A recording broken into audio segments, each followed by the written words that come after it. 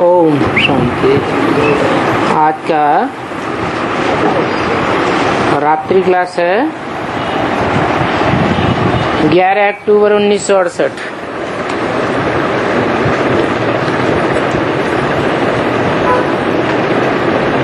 ये ईश्वरीय सेवा है। आगे जो कुछ करते आए हैं वह कलयुग में मनुष्य जो कुछ करते आए हैं वो ईश्वरीय सेवा नहीं है। भला भक्ति मार्ग में भगवान के नाम से कितना भी धन अर्पण करते आए हों, कितनी भी तन की शक्ति लगाते आए हों, कितना भी जन बल का उपयोग करते आए हों,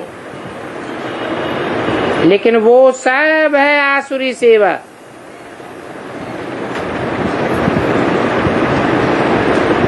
आसुरी सेवा से दुख की दुनिया बनती है और ईश्वरीय सेवा से सुख की दुनिया बनती है। सुख का रास्ता बाप ही आकर बताते हैं। आसुरी सेवा को सेवा तो नहीं कहेंगे, क्या कहेंगे?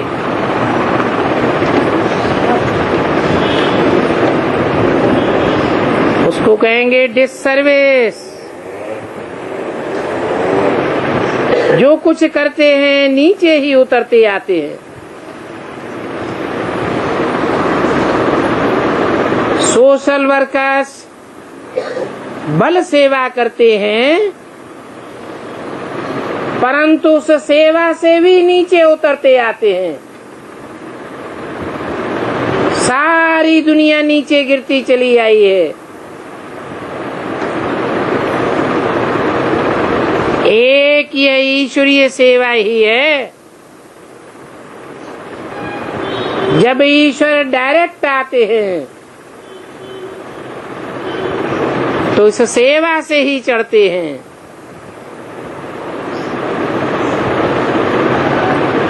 बाकी जो जिस प्रकार की सेवा करेंगे उनको फल तो जरूर मिलता है। आसुरी सेवा का फल असुरों की दुनिया में मिलता है। ईश्वरीय सेवा का फल नई दुनिया में मिलता है।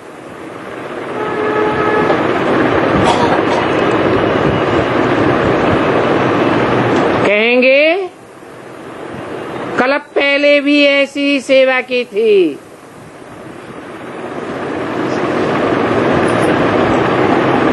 और यहाँ तो है ही सभी ईश्वरीय सेवा।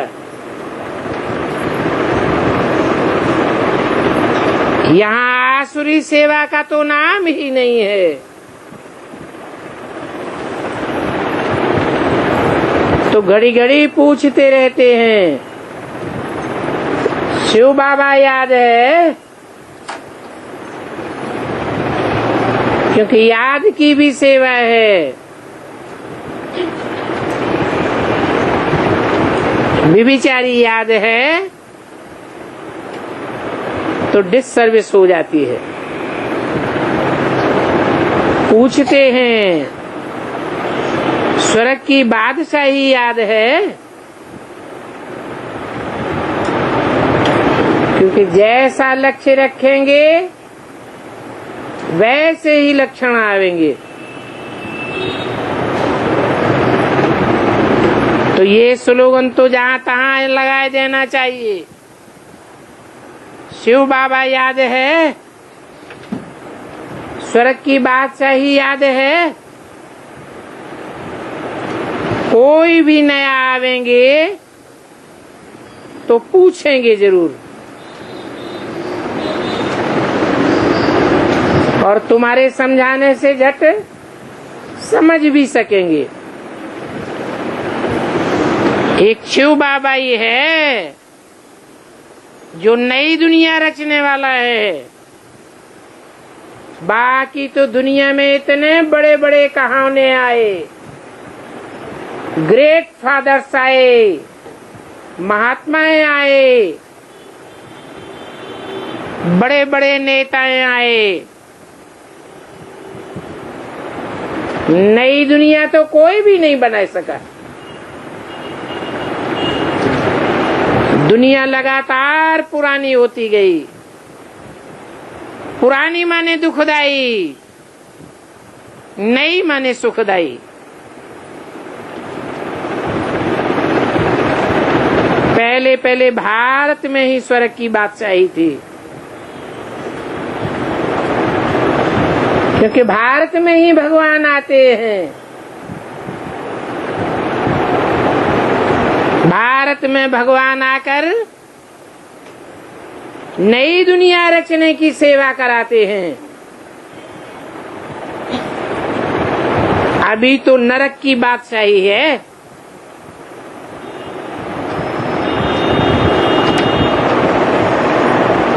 ये बादशाही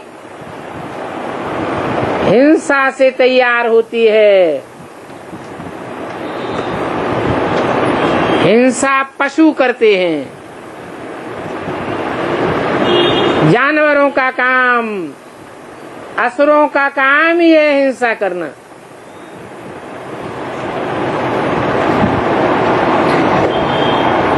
तो उससे दुख की दुनिया रची जाती है।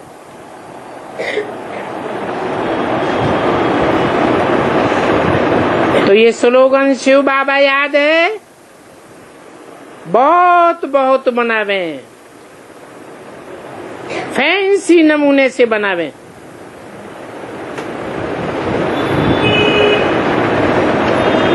घर में भी जहां तहां लिख देना चाहिए,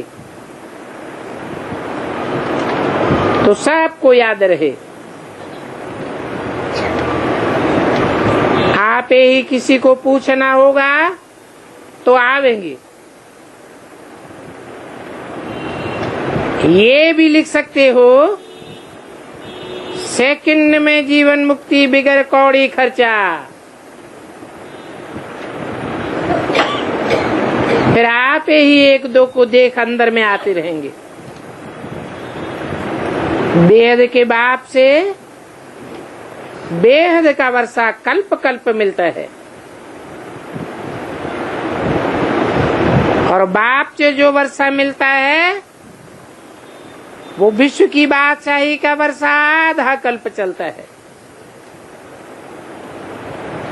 फिर आधा कल्प के बाद रावण जीत लेते हैं।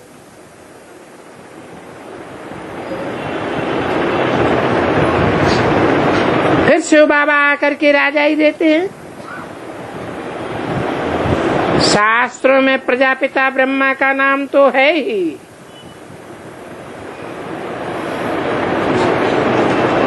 और गीता में अर्जुन का नाम डाल दिया है।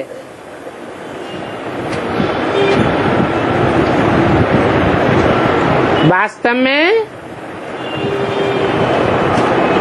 गीता में जिसका नाम अर्जुन है, वो श्रेष्ठ पुरुषार्थ का अर्जन करने वाला वही प्रजापिता ब्रह्मा गाया हुआ है, जो शिव बाबा का बच्चा है। तुम भी हो ही शिव बाबा के बच्चे। तो तुमको उठते बैठते शिव बाबा और उनकी स्वर्ग की राजधानी याद रहनी चाहिए।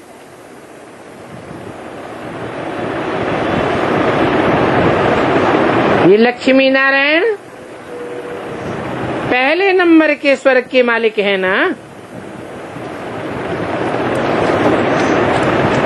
पहले नंबर की ही कथा गाई जाती है। ये है सहजते सहज याद। क्या नारायण को याद करना, और वर्षा भी है। ये विश्व की बादशाही का वर्षा है। बेहद के बाप को याद करना पड़े और 84 के चक्र को भी याद करो। ये ज्ञान बहुत सहज है। मान लो रात को पहरा देते हो तो इसमें भी कमाई है। शिव बाबा भी याद रहेगा और बादशाही भी याद रहेगी। बहुत बहुत कमाई होगी। परंतु जिनकी तकदीर में नहीं होगा वो बिल्कुल नहीं करेंगे, कभी नहीं करेंगे।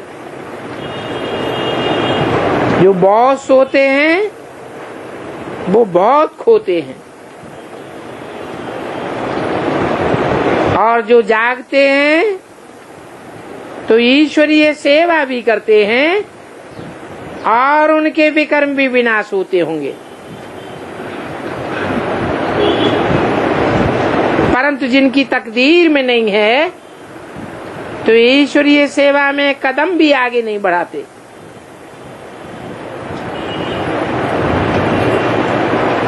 बाप कहते हैं ऐसे भी चाहिए।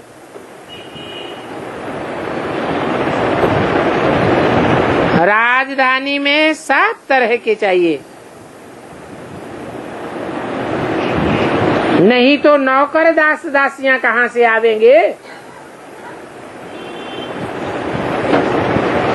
नौकर दास दासियां बहुत होते हैं ना। बहुत साहूकार भी ऐसे होते हैं जिनके घर में ढेर दास दासियां होती हैं।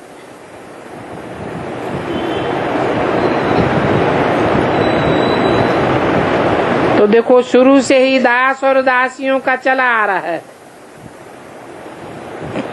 बच्चे ये तो समझते हैं कि लौकिक बाप को यहाँ भूलना पड़ता है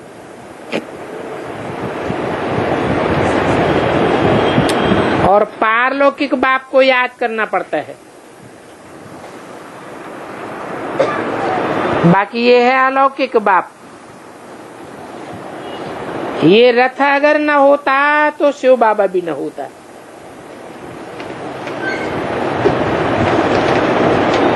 ये अलौकिक बाप भी खुद कहते हैं शिव बाबा को याद करो,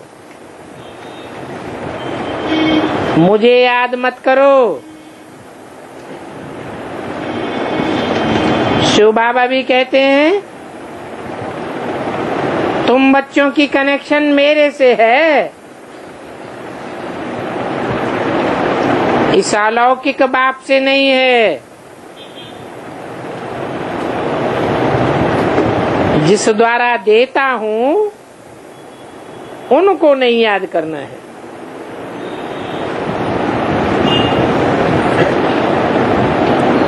ऐसी भूल नहीं करनी चाहिए। दिल में सदैव बना रहे कि शिव बाबा भी वो शिव बाबा ही हमको सब कुछ देते हैं। ये ब्रह्मा ट्रस्टी है अथवा जिसको ट्रस्टी मुकर्रर करेंगे वो भी ट्रस्टी। तो शिव बाबा के भंडारे से लेने से वो याद पड़ेगा।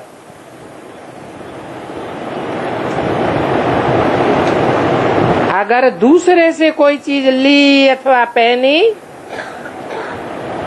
तो वो ही याद आने लग पड़ेंगे। फिर शिव बाबा की याद में बाधा पड़ जाएगी।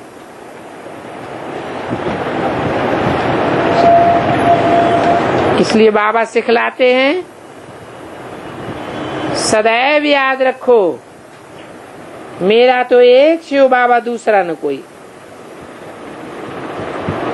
परंतु वो तब होगा जब एक शिव बाबा से लेन देन रखेंगे,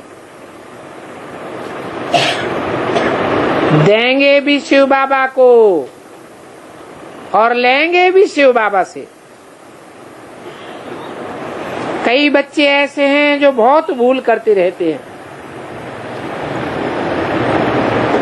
चिट्ठी में लिखते हैं हम ब्रह्मा बाबा के लिए, फलाने ब्रह्मा कुमारी के लिए, फलाने ब्रह्मा कुमार के लिए ये चीजें भेज देते हैं।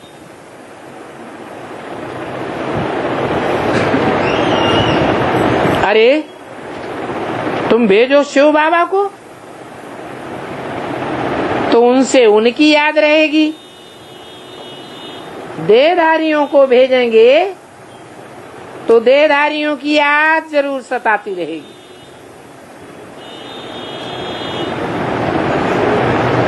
श्रीनाथ में जो भी भोग लगता है,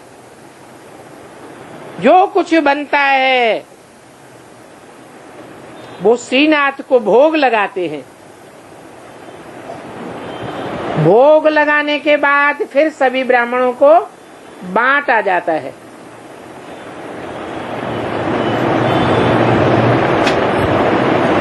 तो सबकी बुद्धि में यही रहता है, हम श्रीनाथ भंडारे का भोग खाते हैं, वहां चावल नहीं होते हैं,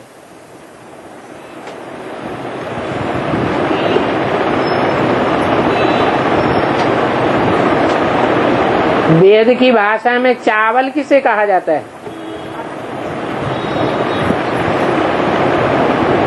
और धान किसे कहा जाता है?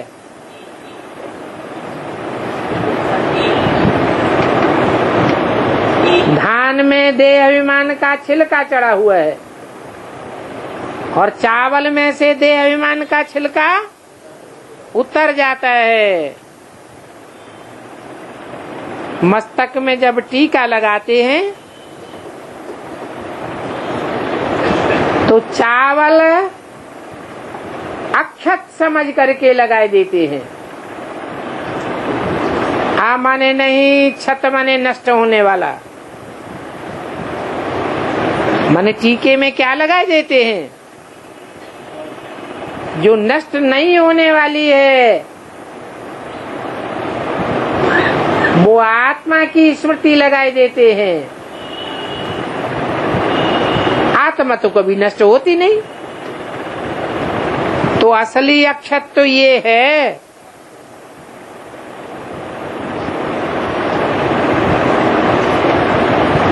तो जगन्नाथ के भंडारे में चावलों का भोग लगावेंगे।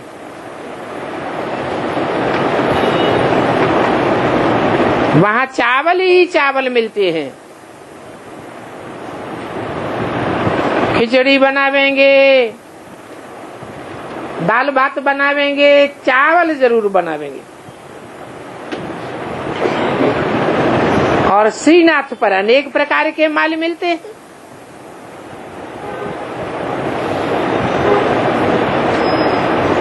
वहां कुछ भी बनावेंगे श्रीनाथ भंडारे में, तो मुख बंद करके बनाते हैं।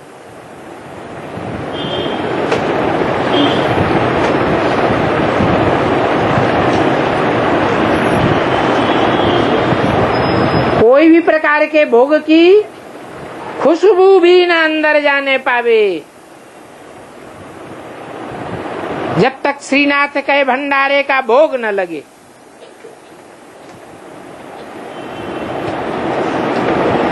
तुम बच्चे जानते हो, वो यात्राएं भक्ति मार्ग में दुर्गति मार्ग की यात्राएं हैं।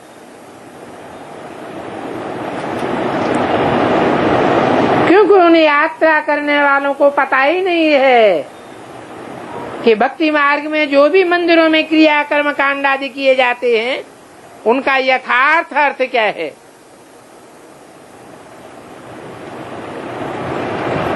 अभी तुम तो समझते हो, हमारी ये बेसमझी की भक्ति दुर्गति बंद है। अभी हम जा रहे हैं ऊपर की ओर, तो बाप कहते हैं मुझे याद करो। शिव बाबा को याद करते करते तुम वहां बैठ जावेंगे। फिर इस पुरानी दुनिया में नहीं आवेंगे। तुम्हारी बुद्धि परमधाम में लटक जावेगी। वहां से फिर नई दुनिया में ही आवेंगे।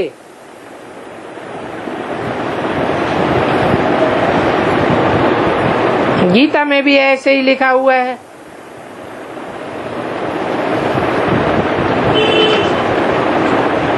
वहां जाकर फिर वापस नहीं लौटते। वो मेरा परम धाम है। कहाँ वापस नहीं लौटते? पुरानी दुनिया में।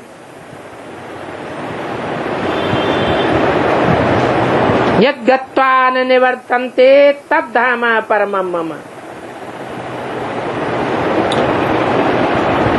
ऐसे ऊंचे लोक में मैं तुमको ले जाता हूं। वो यात्री होते हैं हद की यात्रा करने वाले, वो तो फिर भी पुराने घर में, पुराने देश में लौट के वापस आ जाते हैं, यहां ही आ जाते हैं। तो ये बातें मोस्ट बिलीव्ड बाप समझाते हैं। तो बाप को और बाप की रचना स्वर्ग की बादशाही को याद करना है। बैज के ऊपर भी लिख दो शिव बाबा याद है।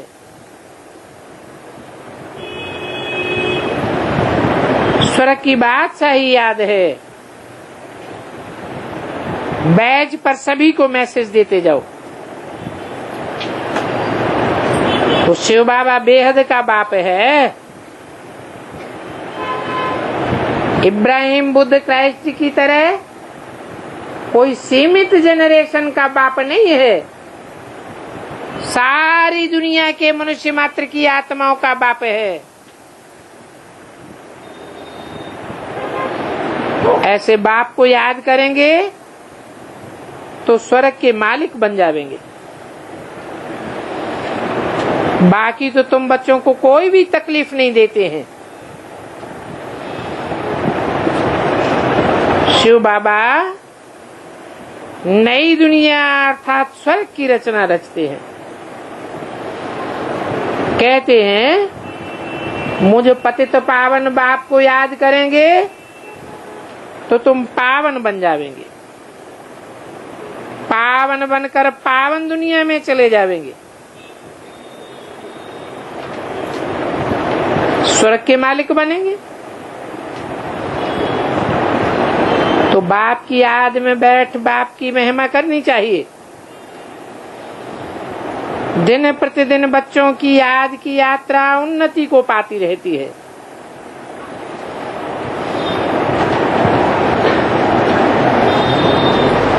वो यात्राएं तो जन्म जन्मांतर करते आए। उन्नति तो कुछ भी होती नहीं है। ये उन्नति की बात तो एक जन्म की ही है। अच्छा, रूहानी बच्चों को रूहानी बाप दादा का याद प्यार, गुड नाइट और नमस्ते।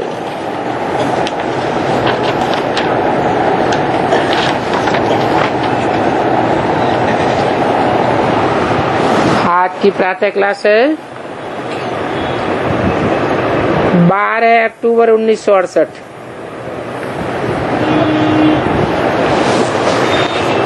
डबल ओम शांति। डबल क्यों? एक तो है बाप की ओम शांति और दूसरी है दादा की ओम शांति।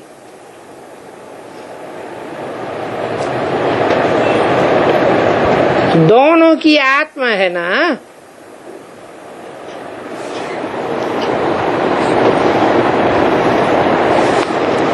बाप कौन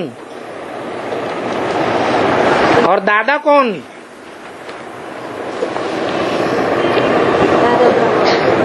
दादा तो ब्रह्मा बाबा हो गया। और बाप कौन?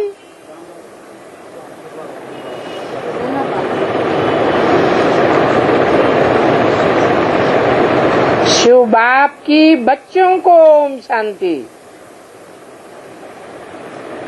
और दादा की भी बच्चों को ओम शांति। दोनों की आत्मा है,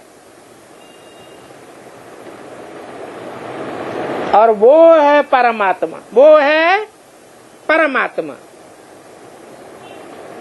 कौन परमात्मा? कौन? आत्माओं के बीच में परम पार्ट बजाने वाला, हीरो पार्टधारी। वो कौन? यहाँ नहीं बैठा है। कब की वाणी है? 68 की वाणी है। उस समय सन्मुख नहीं था, इसलिए भविष्य की ओर इशारा किया कि वो है परमात्मा, परम पार्टधारी। और ये है आत्मा। कौन? दादा लेखराज। वो भी लक्ष्य बतलाते हैं।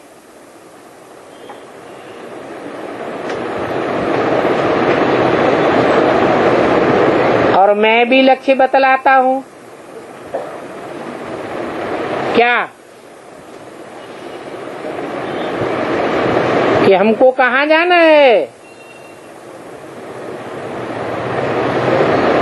परमधाम वापस जाना है। असल में हम परमधाम के वासी हैं, तो असल स्टेज में स्थित हो जाना चाहिए। दोनों ऐसे कहते हैं। बाप भी कहते हैं ओम शांति, ये भी कहते हैं ओम शांति।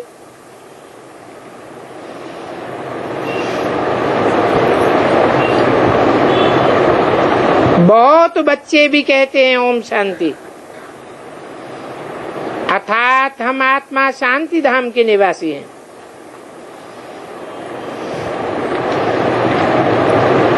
यहाँ खुलासा होकर के बैठना है।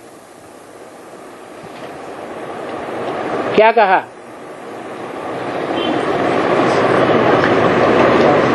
हम हैं शांति धाम के वासी।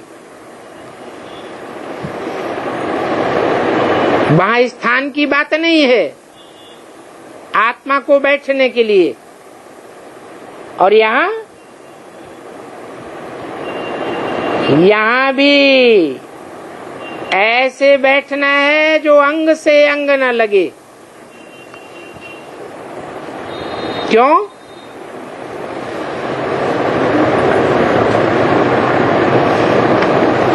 हैं? क्यों इस तरह बैठना चाहिए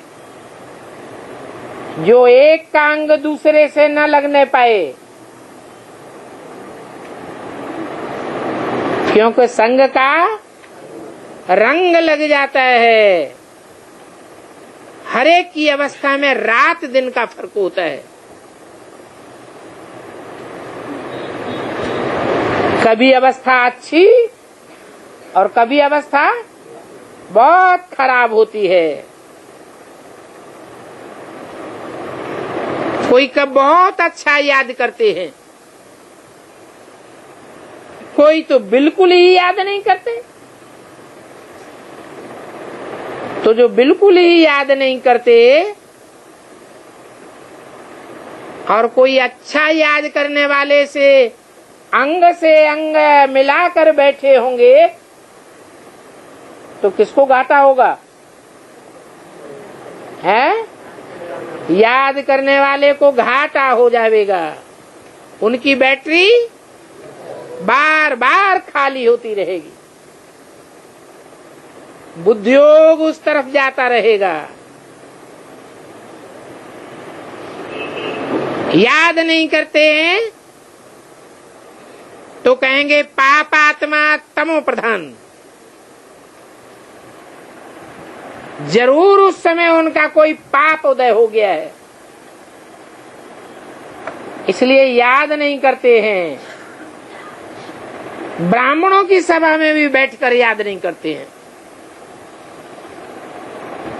जो याद करते हैं वो हो गई पुण्यात्मा सतो प्रधान। कोई पुण्य उनका उदय हो गया 63 जन्मों का, जो उनको बाप की सभा में बैठकर अच्छी याद आ रही है।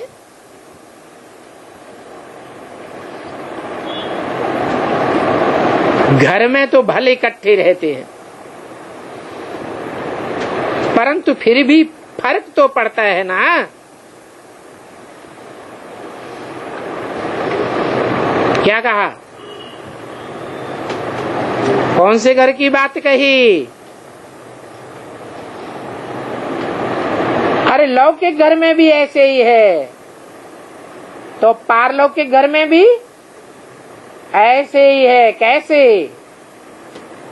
ऊंची कोटि की आत्मा होगी तो ऊंची स्टेज में निवास करेगी,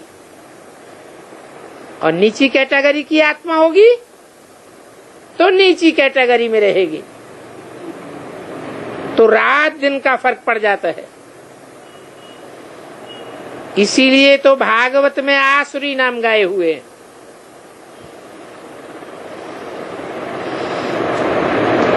इस समय की ही बात है।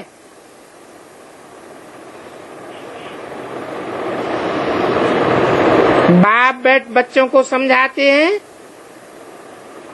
ये ईश्वरीय चरित्र हैं जो भागवत में दिखाए हैं। आत्मा रूपी गोपियों को भगाया, गोपियां भागी तो असुरों ने क्या किया? असुरों ने बिघन डाले।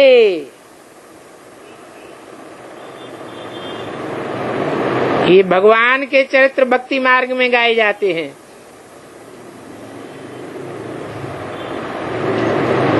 सतयुग में तो तुम बच्चों को कुछ भी याद नहीं रहेगा। भक्ति मार्ग में बैठ गायन करेंगे। सतयुग में तो सभी कुछ भूल जाएंगे, क्योंकि बाप अभी संगम युग में ही शिक्षा देते हैं।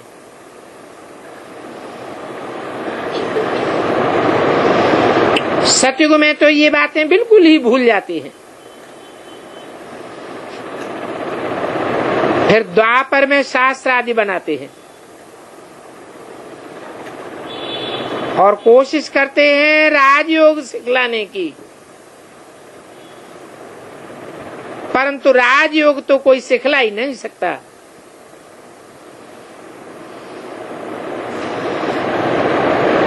क्यों? क्यों नहीं सिखला सकता है? क्या? इसलिए नहीं सिखला सकता कि वहाँ बाप सन्मुख नहीं होते हैं। सन्मुख रहकर ही राजयोग सिखाया जा सकता है। ऐसे नहीं कि ब्रह्मा के तन में आते हैं, वाणी चला के चले जाते हैं, फिर कोई राजयोग सिखा सकता है? नहीं।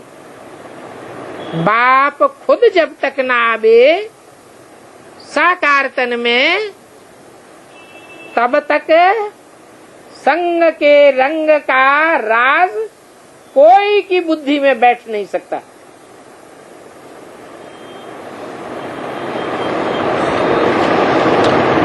तो बाप जब सन्मुख आते हैं तभी आकर बतलाते हैं,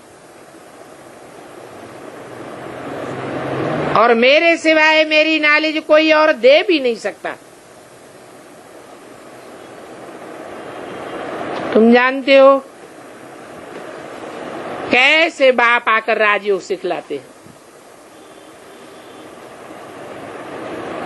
फिर 5000 वर्ष के बाद आकर ऐसे ही कहेंगे, मीठे मीठे रूहानी बच्चों, ऐसे कभी कोई मनुष्य को नहीं कह सकता, और न देवताएं देवताओं को कह सकते हैं। एक बार पार्ट बजाया, फिर 5000 वर्ष के बाद पार्ट बजावेंगे, क्योंकि बाप आकर एक बार पार्ट बजाते हैं तो तुमको सीढ़ी के ऊपरी हिस्से में पहुंचाए देते हैं, फिर बाद में तुम सीढ़ी नीचे उतरते रहते हो। धीरे धीरे तुम्हारी बुद्धि में अभी सभी आदि पर्यंत का राज है।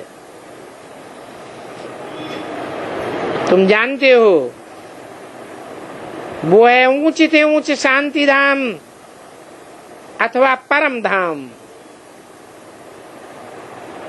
हम आत्माएं भिन्न भिन्न धर्मों के नंबरवार वहां रहती है। वो निराकारी दुनिया है, जैसे स्टार्स देखते हो ना, कैसे खड़े हैं। किसी को कुछ भी देखने में नहीं आता है, ऊपर कोई चीज नहीं है जिसको वो स्टार्स पकड़ करके खड़े हुए हों। तुम आत्माएं भी ऐसे ही ब्रह्म में जाकर रहती हो।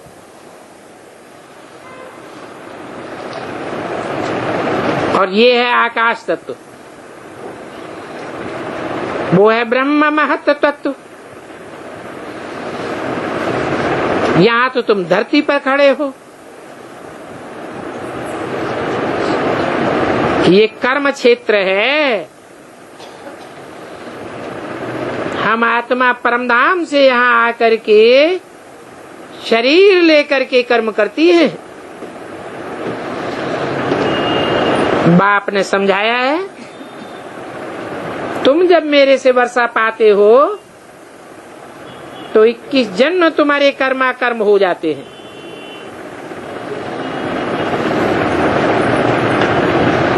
क्यों?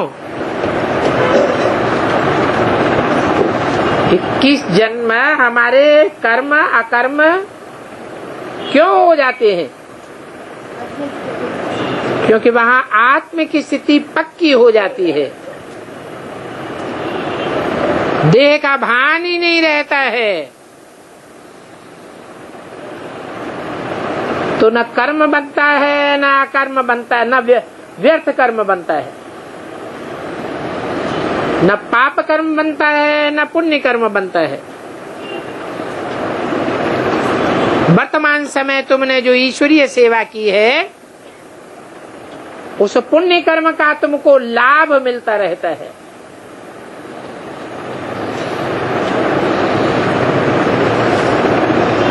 वहाँ है ही राम राज्य। रावण राज्य तो वहाँ होता ही नहीं। जो विकर्म बने वो ईश्वरीय राज्य है। क्या वहाँ ईश्वर होता है? नई दुनिया में ईश्वर होता है?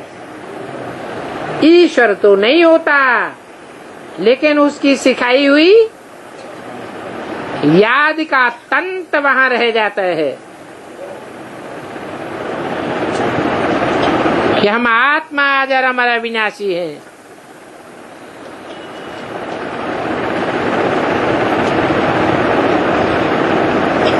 ये ईश्वरीय राज्य अभी स्थापन हो रहा है। स्वयं ईश्वर स्थापन कर रहे हैं। तो बच्चों को समझाते रहते हैं, शिव बाबा को याद करो और स्वर्ग के मालिक बनो। ये स्वर्ग शिव बाबा ने स्थापन किया है। तो शिव बाबा और सुखधाम को याद करो। उससे भी पहले शांति धाम को याद करो, जहाँ जाना है। तो सारा चक्र बुद्धि में आ जाएगा। परंतु बच्चे भूल जाते हैं। इसलिए बच्चों को बार बार सावधान करना पड़ता है। हे बच्चों, अपन को आत्मा समझो और मुझ बाप को याद करो। तो हे मीठे मीठे बच्चों, तुम्हारे सारे पाप भस्म हो जाएंगे। प्रतिज्ञा करते हैं, तुम्हें याद करेंगे तो तुम्हें पापों से मुक्त कर दूंगा। क्योंकि बाप ही पतित पावन सर्वशक्तिवान अथॉरिटी है। उनको वर्ल्ड ऑलमाइटी अथॉरिटी कहा जाता है। वो सारी सृष्टि के आदि मध्य अंत को जानते हैं। वेदों शास्त्र आदि सभी का मर्म जानते हैं। तब तो कहते हैं कि इन शास्त्रों आदि में कोई सार नहीं है।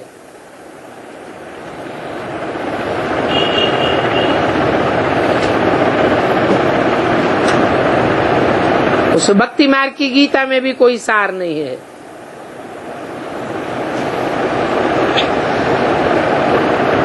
बल व सर्वशास्त्र में शिरोमणि शास्त्र गाई हुई है। माई बाप कहा जाता है। बाकी सब धर्मशास्त्र बच्चे हैं।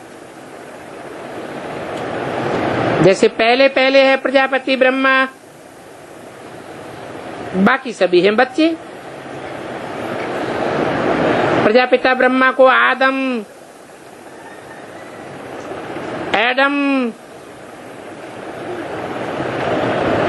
आदिनाथ कहते हैं। आदम माना ही आदमी है, तो मनुष्य ना। तो आदम को देवता नहीं कहेंगे, एडम को ही आदम कहा जाता है। भक्त लोग ब्रह्मा एडम को देवता कह देते हैं। बाप बैठ समझाते हैं, एडम अर्थात आदमी।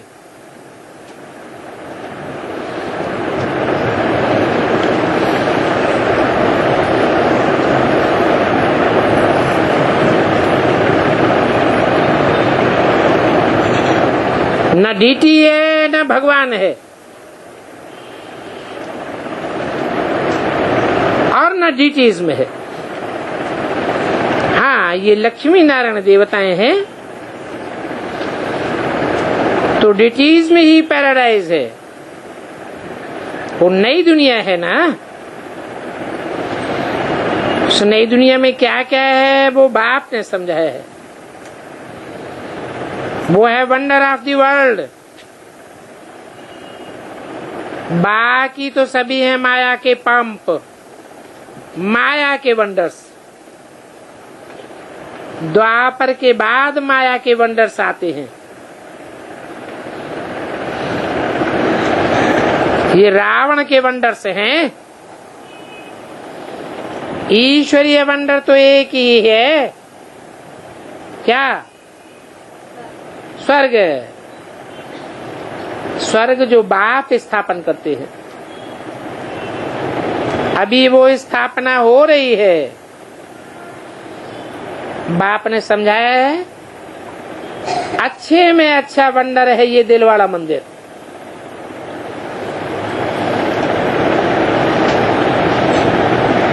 परंतु इनकी वैल्यू का किसी को पता नहीं है। मनुष्य यात्रा करने जाते हैं तो वास्तव में सबसे अच्छा तीर्थ स्थान ये है। तुम लिखते हो ब्रह्मा कुमारी ईश्वरीय विश्वविद्यालय माउंट आबू, तो ब्रैकेट में ये भी लिखना चाहिए सर्वोत्तम तीर्थ स्थान माउंट आबू। क्योंकि तुम जानते हो कि सर्व की सदगति यहाँ से ही होती है।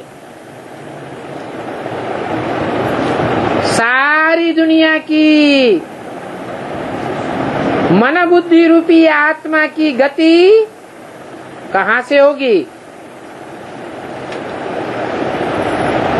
अंतिम विनाश काल के टाइम तक सबकी बुद्धि कहाँ लग जाएगी?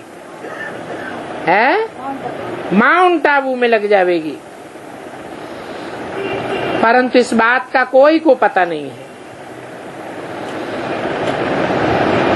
जैसे सर्वशास्त्रमयी शिरोमणि गीता है, वैसे सर्व तीर्थों में श्रेष्ठ तीर्थ आबू है। 12-10-68 की वाणी का दूसरा पेज। तो मनुष्य जब पढ़ेंगे तो अटेंशन जाएगा इस बात पर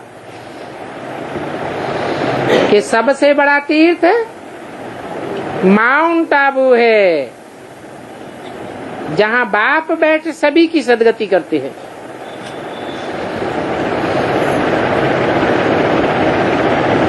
वहां बैठ कैसे सदगति कर देंगे?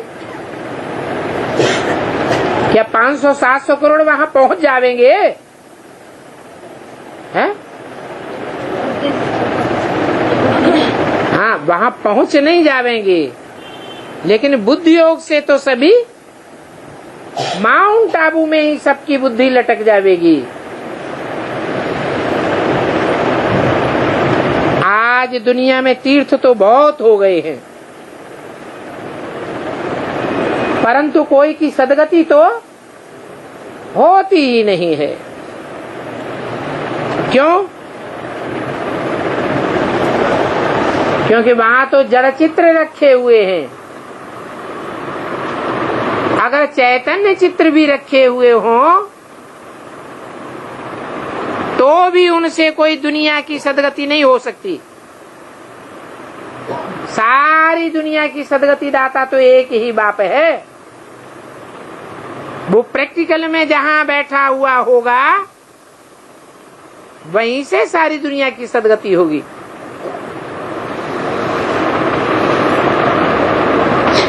तो देखो दुनिया में कितने तीर्थ हैं। गांधी जी की कब्र को तीर्थ समझ लेते हैं, सभी वहां जाकर कोई फूल आदि चढ़ावेंगे। अब उन गांधी जी को तो कुछ भी पता नहीं है। न हद के गांधी जी को पता है और न बेहद के गांधी जी को पता है। जहां उनकी कब्र बनाई गई है, कहाँ बनाई गई है? माउंट आबू में। तुम बच्चे तो जानते हो, तुमको यहाँ बैठे दिल के अंदर बहुत खुशी होनी चाहिए कि हम बाप के साथ बैठ करके हेवन की स्थापना कर रहे हैं। कितनी बड़ी सेवा कर रहे हैं। हमारी सेवा से नई दुनिया स्थापन होती है। तो तुम हो विश्व सेवाधारी, बाकी सारी दुनिया है आसुरी सेवाधारी।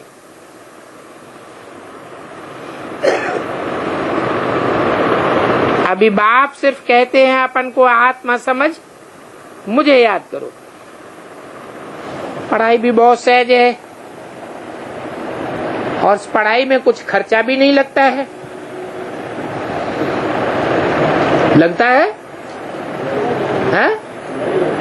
कुछ भी खर्चा नहीं लगता है। तुम्हारी मम्मा को एक पाई भी खर्चा लगा क्या? कुछ लेकर के आई थी क्या? फिर कौड़ी खर्चा पढ़ करके इतना होशियार हो गई, नंबर 1 में चली गई। राजयोगिनी बनी। आत्मा को राज्य मिलता है ना, तो आत्माओं को ही बाप बैठ पढ़ाते हैं। आत्माओं को ही राज्य मिलता है जो अभी तुमने गंवाया। अभी देखो इतनी छोटी सी आत्मा कितना काम करती है। 84 जन्मों का पार्ट बजाती है। इतनी छोटी सी आत्मा में कितनी ताकत भरी हुई है, सारे विश्व पर राज्य कर लेती है। इन देवताओं की आत्मा में कितनी ताकत है। तो देखो, हर एक धर्म में अपनी अपनी ताकत होती है, लेकिन ऐसी ताकत कोई भी धर्म में नहीं होगी जो है? कैसी ताकत कोई भी धर्म में नहीं होगी। ऐसी ताकत तो कोई भी धर्म में नहीं होगी जो सारे विश्व पर राज्य कर सके। चाहे क्रिश्चियन हो, चाहे मुसलमान हो। मुसलमानों ने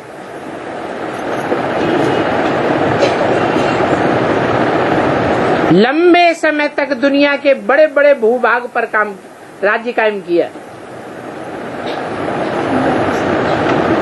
क्रिश्चियंस के लिए कहते हैं कि अंग्रेजों की बादशाही इतनी बड़ी थी कि उस बादशाही में सूरज कभी डूबता ही नहीं था।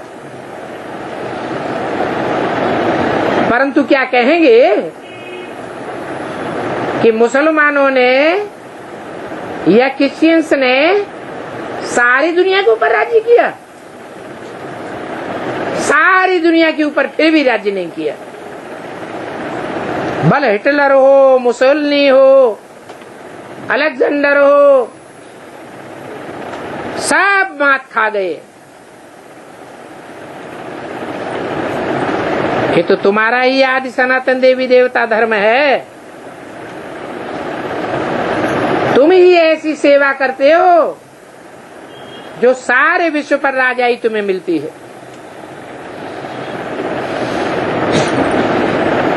आत्मा में ताकत होती है याद की, तो शरीर द्वारा कर्म कराती है। आत्मा ही आकर इस कर्म क्षेत्र पर कर्म करती है।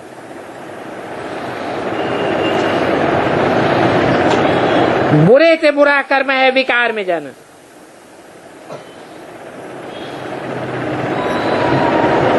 वहां नई दुनिया में ये बुरा कर्तव्य होता ही नहीं है।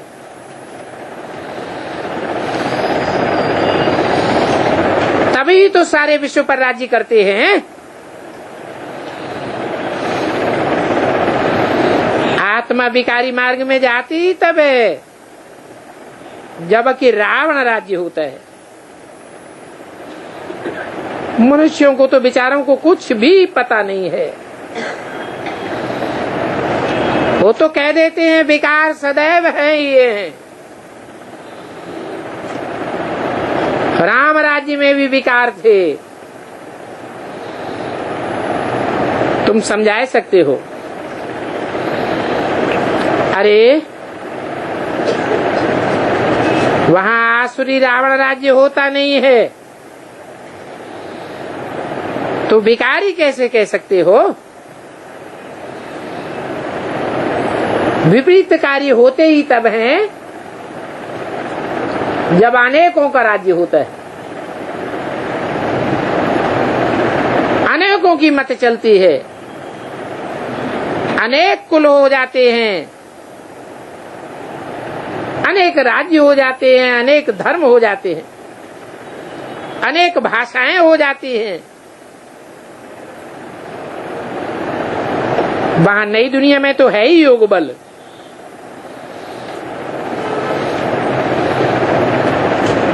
ये भारत का राजयोग मशहूर है।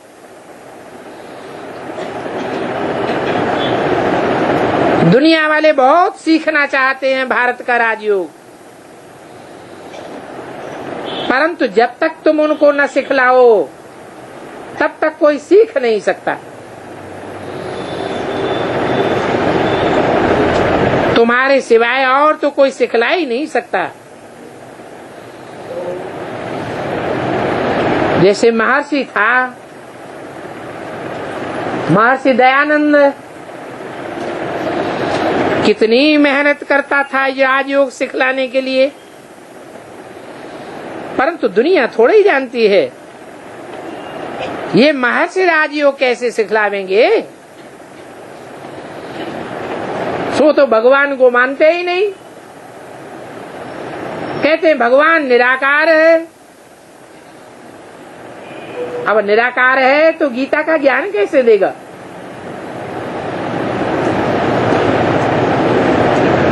ज्ञान के बिना सदगति कैसे होगी।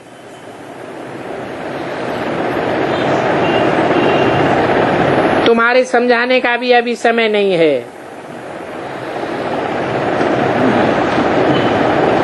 तुम अभी भी आर्य समाजियों को नहीं समझा सकते हो।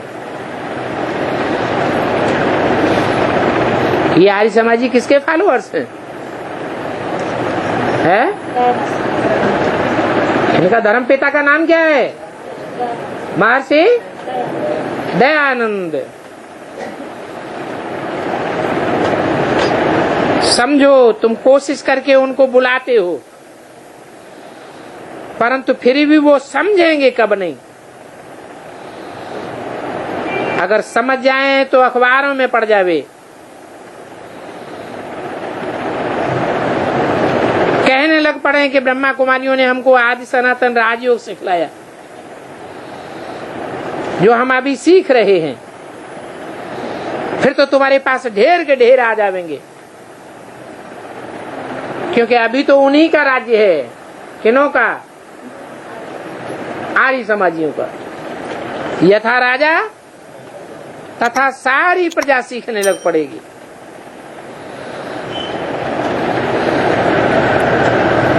ओम शांति।